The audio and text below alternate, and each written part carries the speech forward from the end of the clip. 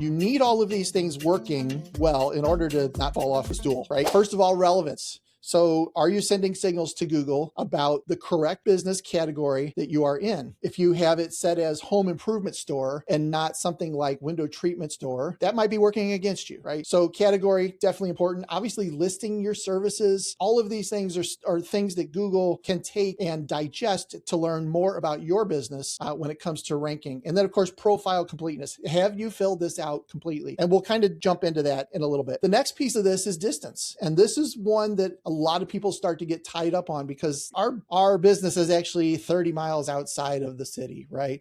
How are we ever going to rank for searches in the city? So physical location does play into this, but it's not the only thing. You can see just on this little example here, there's 9 different things. So if physical location is further out, there are a lot of other things you can do to overcome that one piece of it. You can list the service area. Where do you actually work? What parts of the city do you work in? Those types of things. And then the other thing is, where is the person, the consumer, doing the search from? So that comes into play as well. The third leg on the stool is prominence. And this is where you get into some SEO related things such as citations. So citations are mentions of your business around the web that link back to your website, and they all have the same information. So it's always the same business name, same address, same phone number. Those types of things are listed there. Reviews and ratings, obviously another big one. We'll talk a little bit more about that. And then other online mentions can really help you out as well. So think of things like people linking back to you from other websites, that kind of stuff. So some of these things you can control, and a decent amount of these you can control.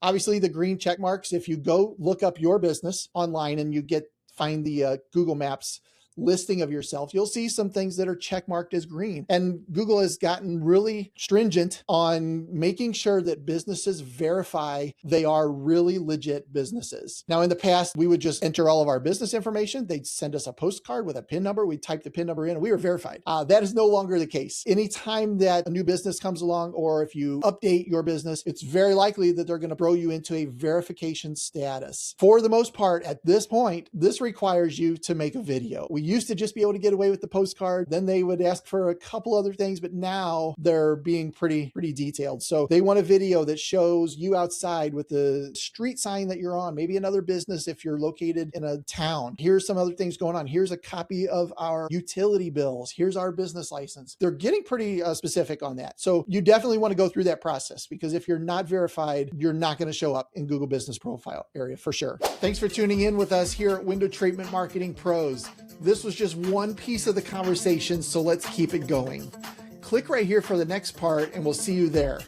Subscribe for more marketing tips for window treatment and awning companies.